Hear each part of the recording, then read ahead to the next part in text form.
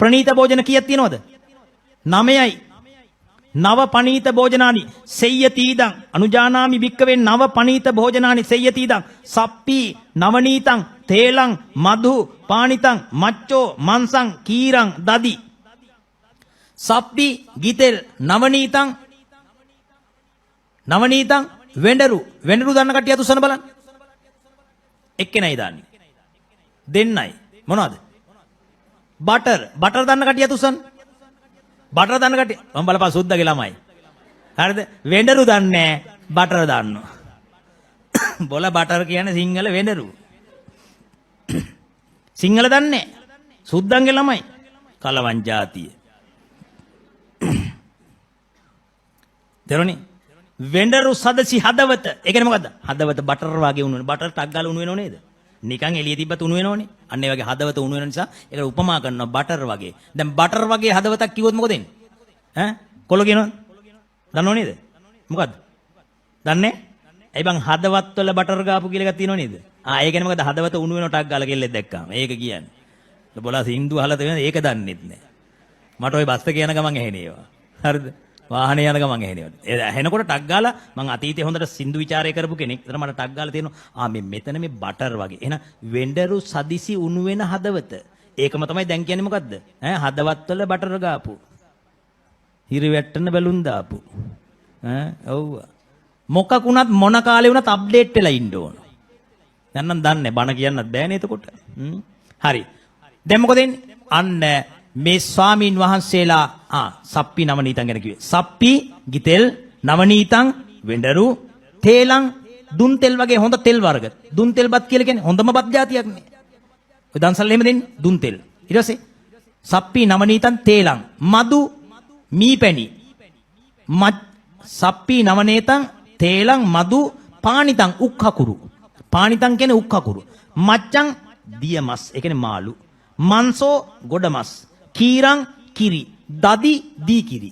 ඔන්න ඔය 9 මොකනවද? නව ප්‍රණීත භෝජන. එහෙනම් මොකද වෙන්නේ? බුදුරජාණන් වහන්සේ අනුදැන වදාarලා තියෙනවා මොකද්ද? ප්‍රණීත භෝජන 9ක්. දැන් එතකොට කෙනෙකුට ප්‍රශ්නයක් එනවා මොකද්ද? ස්වාමීන් වහන්සේ අපි මස් කනකොට ස්වාමීන් වහන්සේ ප්‍රාණඝාතයට අනුබල දෙනවද? එහෙම එකක් නැහැ. එහෙම එකක් තියෙනවද නැද්ද? කවුරු හරි තියෙනවනම් අත උස්සන්න බලන්න. එහෙම සැකයක් තියෙනවනම් සැකයක් තියෙන කට්ටිය අත උස්සන්න. අපි මස් මාංශ කනවනම් අපි ප්‍රාණඝාතයට අනුබල දෙනවා. දැන් සමහර කට්ටිය එහෙම කියන මොකද්ද? මම කඩේට ගිහිල්ලා කුකුල් මස් කිලෝ එකක් ගන්නවා. කුකුල් මස් කිලෝ එකක් ගන්නකොට කුකුල් කඩේ එක්කෙනා තව එක්කෙනෙක් මරලා ගේනවා. එතකොට අපි ඒකට සපෝට් කරනවා. ඒ නිසා අපි ප්‍රාණඝාතයට අහු වෙනවා කියලා. නෑ ඒක වැරදි. එහෙම වුණා නම් මොකද වෙන්නේ? මං කන නිසා කුකුල්ලු මරනවා නම් මං බත් කන නිසා මෙයන් ඔන්න දැන් මං බත් කනවා. මං බත් කනකොට කඩෙන් හාල් ගේනවා. කඩේට තිස්සමහාරාමෙන් හාල් ගේනවා. තිස්සමහාරාමේ ගොවියෝ වැඩිපුර හාල් වවනවා. වී වවනවා.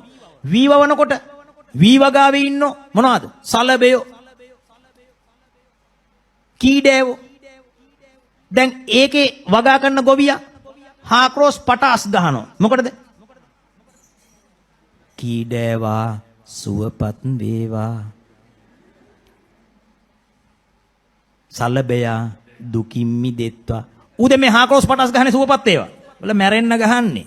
එහෙනම් මතක තියාගන්න අපි කනකොට අපි කුකුල් මස් කනකොට කුකුල් පරිභෝජනයේ වැඩි වෙලා අපි ඒකට අහු වෙනවනම් අපි බත් කනකොට අපි අල කනකොට අපි ලීක්ස් කනකොට අපි අර්තාපල් කනකොට හැම එකටම බේත් ගහනවා. එහෙනම් බේත් ගහන්නේ සත්තු මරන්න. අපි එහෙනම් ඒකටත් අහු වෙනවා. එහෙනම් මොකද වෙන්නේ? බත් කන්න බෑ.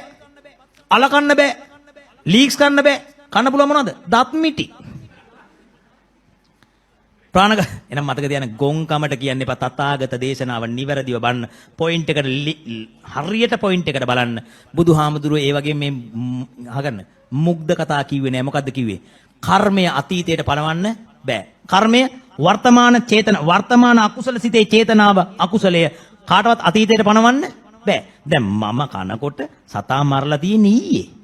එතකොට සතා මරපු එකාට අකුසල කර්මය වෙනවා. මට අකුසල කර්මයක් වෙන්නේ නෑ. ඒක තමයි කර්ම න්‍යාය. මේක තථාගත දේශනාව නැතුව ජෛන මහා වීරගේ කතා කිව්වට වැඩක් නෑ. ඉතින් ත්‍රිපිටකයක් තිබ්බට කියවන්නේ අභිධර්මයේ මෙලෝදයක් ඉගෙනගෙන නැහැ. කොහෙන් හරි ඉගෙනගෙන තියෙන්නේ සමහර වෙලාවට මොකක් හරි වෙන එක.